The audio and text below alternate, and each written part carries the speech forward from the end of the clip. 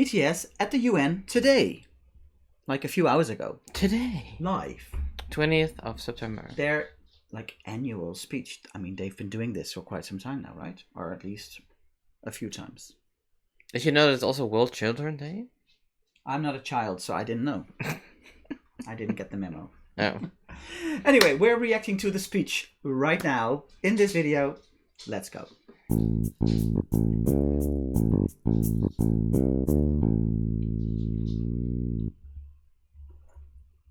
Hey, I'm Dennis. I forgot to push the button. I'm Tim. I'm Dutch. I'm German. And that is what you get here on the channel. Dutch and German down-to-earth reactions to BTS all the time. 3 times a week. So if you love BTN, subscribe right now and BTS. hit the bell. What did it say? BTN. BTN. UN. I'm so confused. Hit the bell notification as well so you won't miss any of our new videos. Right? Yes. Okay. We've watched only one UN speech. Yes. So this is our second one? This is our second one. And we're doing the video with the English synchronous, it was synchronized. Dubbing. So, dubbing, that's the word I was looking for. I should not talk in this video. Maybe not. I'm doing a bad job today.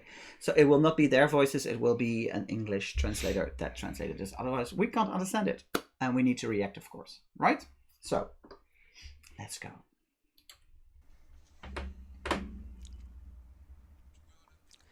Your Excellency Abdullah Shahid, President of the 76th United Nations General Assembly, Your Excellency Secretary General Antonio Guterres, Your Excellency President Moon Jae-in, and distinguished leaders from around the world, it is an honor to be here today, where BTS appointed a special presidential envoys of the Republic of Korea. We're here today to share the stories of our future generation. Before we came here, we asked the young people in their teens and 20s around the world about their past 2 years and about the world they find themselves in today. Jin will share some of the answers we received.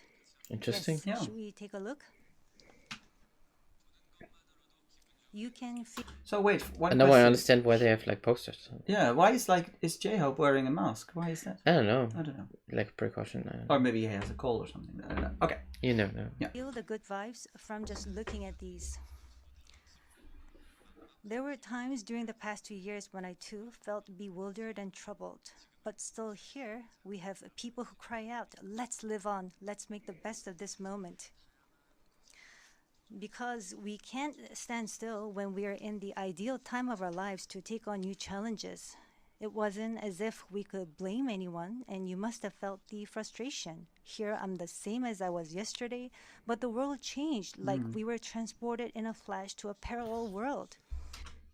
Can I just say I'm always like very how do you say? I can't come up with the word. Flabbergasted? Impressed. Oh, impressed. By the work of translators. Yes. Like in the moment, like exactly, and like like you have to be there, like 100% intense. Yeah. So kudos to the translators. I was saddened to hear that entrance and graduation ceremonies had to be canceled. These are moments in life you want to celebrate, and missing out on them must have been upsetting. We were heartbroken when our long-planned concert tours were canceled.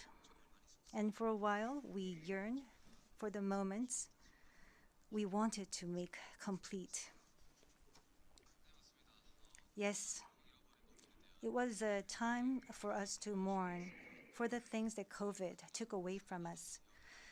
A time to discover how precious each and every moment we'd taken for granted were. Suga mentioned the precious things we'd taken for granted.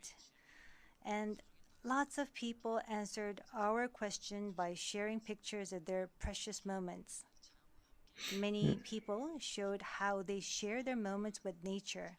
I think during these 2 years, they found dear the time they experienced and cared for. We also did it a lot. Yeah. Yes. But maybe because we feel an encroaching sense of dread that our time on this earth is limited, we just talked about the things we mourn, and I shudder to think about mourning for the earth. Everyone agrees that climate change is an important problem, but talking about what the best solution might be, that's not easy. It's a topic that's tough to make conclusions about. Yes, it is a tough discussion, but I learned while preparing for today that there are many young people who have an interest in environmental issues and choose it as their field of study.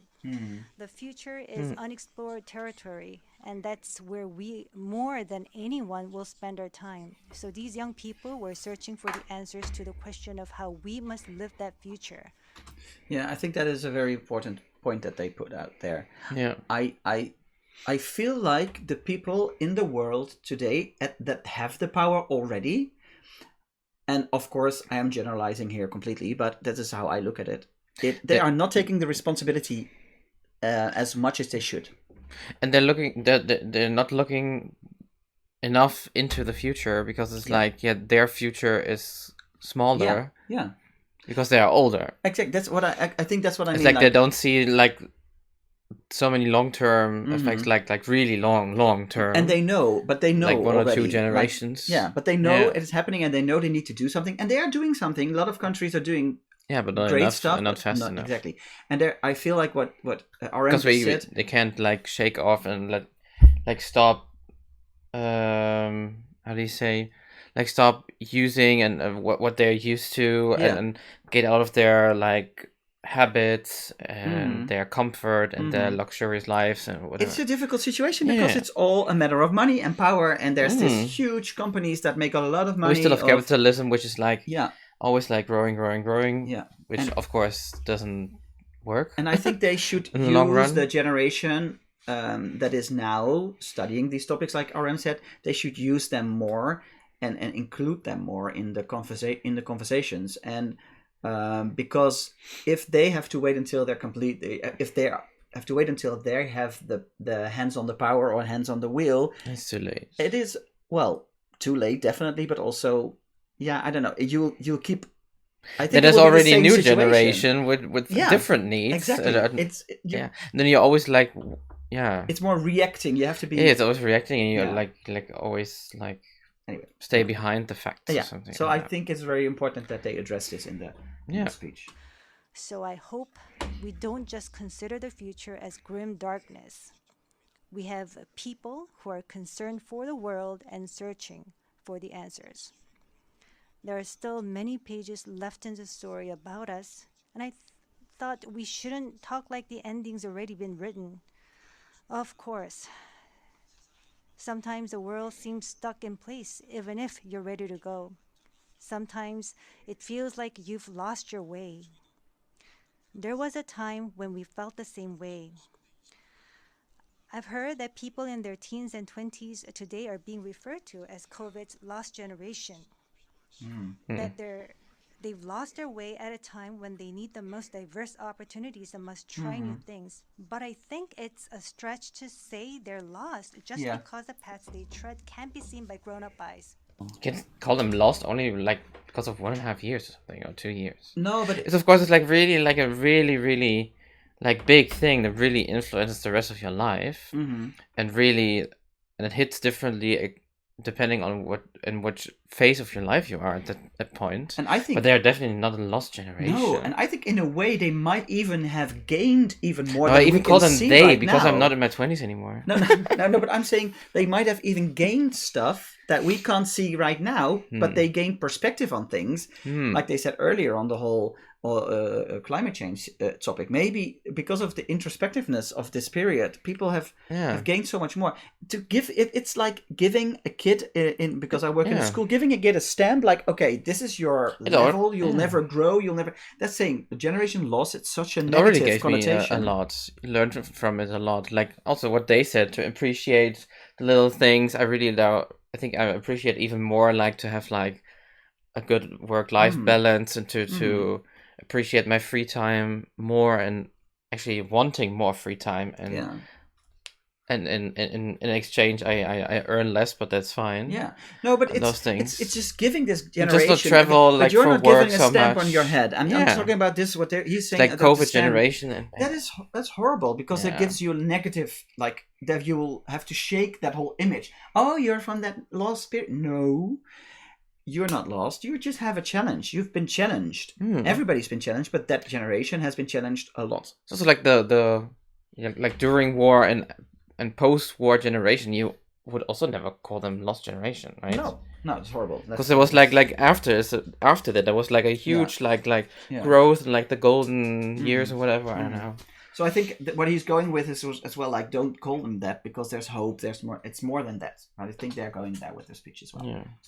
Yes, take a look at these pictures. Here we have many who are trying hard to continue their friendships online in new ways, start learning new things, live healthier lives. I'm sorry, excuse me.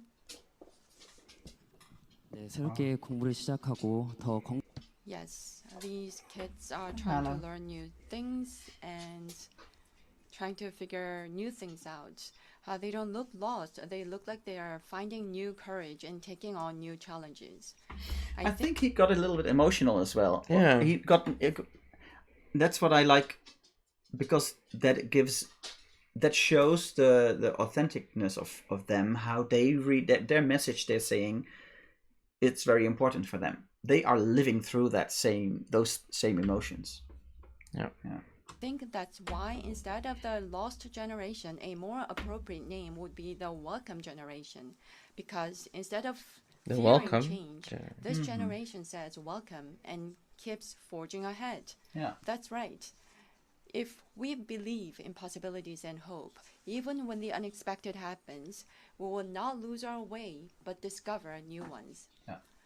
There will be choices we make that may not be perfect, but that does not mean there will be nothing we can do. Everybody has that. Every generation, every person makes choices that they maybe think, oh, maybe I should have.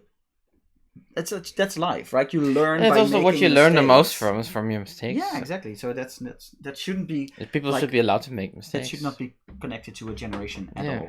Yeah. That's what I think. What is important are the choices we make when we're faced with change, right? Some of you heard the news that we're coming to the UN, and a lot of you were wondering whether we have been vaccinated. And I'll take this opportunity to say yes. All 7 of us, of course, we received vaccinations. The vaccination was a sort of ticket to meeting our fans waiting for us and to being able to stand here before you today. Just like we said in our message today, we too are doing the things that we're able to do right now. Like the vaccinations, efforts are continuously underway to keep this new reality going forward. And I think the day we can meet again face to face is not far away. Until then, I hope we can fill each of our days to the brim with positive energy.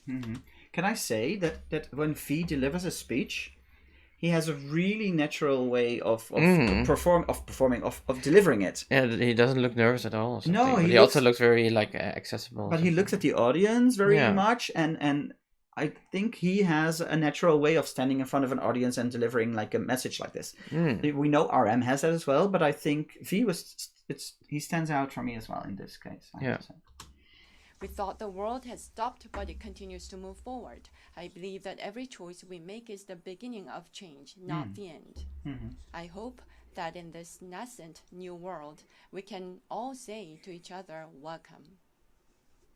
And now, as we look forward to this future, the permission to dance is our message of welcome that we want to share with everyone today. Awesome. Nice. Stay tuned. Can I say that I want this to eat now? The tiramisu. Tiramisu lava cake. I've never heard of that. It looks amazing. Stay tuned, because we're doing the permission to dance at the UN General Assembly. It's a separate video. And a separate video right after this one. So you'll just have to go there right now. Thank you for watching this one. I loved seeing the speech. I thought, like, especially the second half. The first part was establishing a bit like the ground rules. Why are you talking so fast? I don't know, because I want to rush into the UN speech. I want to see the performance. And then the second part was really, really in depth, going like and talking about what we shouldn't do at this moment, because it's dangerous to call a generation that or this or that. I thought it was very well said. I'm happy that they did this. Yeah? Awesome. Are you ready for permission to dance? I'm ready. So go over to the second video. This one's going to say goodbye We'll see you right there. Bye. Bye.